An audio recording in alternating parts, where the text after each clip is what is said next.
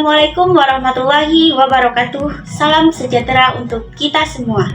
Perkenalkan, nama saya Jessie Marwana dari Program Studi Manajemen Kalbish University.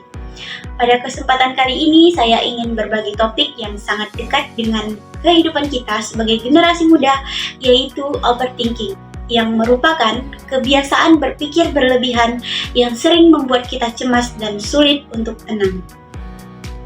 Judul yang akan saya bawakan pada kesempatan ini adalah "Di balik cemas dan pikiran yang berlebih, ada diri yang minta untuk dipahami". Nah, teman-teman, jadi siapa di antara kita yang tidak pernah overthinking? Tentunya kita semua pasti pernah mengalami overthinking. Malam susah tidur karena mikirin masa depan, takut gagal, atau merasa tidak cukup baik dibanding orang lain. Nah, hal itu sangat umum terjadi di kalangan kita, terutama Gen Z, yang hidup di tengah tekanan sosial dan dunia digital yang serba cepat ini.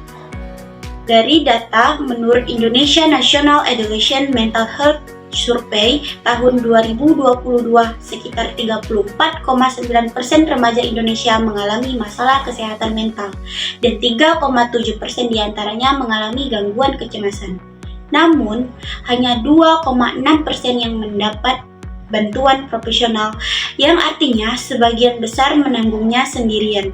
Salah satu penyebabnya adalah karena tekanan sosial dan ekspektasi hidup yang terlalu tinggi. Dengan media sosial membuat kita terus membandingkan diri kita dengan orang lain, melihat pencapaian mereka, lalu merasa tertinggal. Belum lagi tuntutan akademik, keluarga, dan masa depan yang serba tidak pasti. Lalu, data Deloitte tahun 2025 bahkan menunjukkan 29% Gen Z di Indonesia merasa stres hampir setiap waktu karena hal-hal itu. Tapi, teman-teman, overthinking itu bukan tanda kita lemah, melainkan seringkali itu adalah pesan dari dalam diri kita sendiri bahwa kita itu sedang lelah, butuh istirahat, atau sekedar ingin dipahami. Jadi jangan dimusuhi, tapi dengarkan dan anggap itu teman dan bisikan dari dalam diri kita. Lalu bagaimana cara untuk mengelolanya? Pertama, kenali dulu penyebabnya. Cobalah kalian berhenti sejenak dan tanya ke diri kalian sendiri. Aku tuh sebenarnya takutnya apa ya?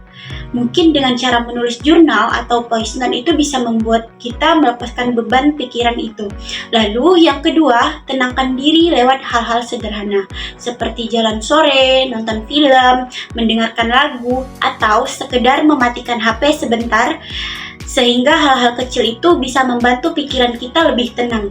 Lalu yang ketiga, fokus pada hal yang bisa dikendalikan. Kita nggak bisa ngatur pendapat orang tentang kita, tapi kita bisa atur respon kita terhadap pendapat orang terhadap kita. Nah, daripada kita memikirkan hal-hal yang belum terjadi, fokuslah pada langkah kecil hari ini.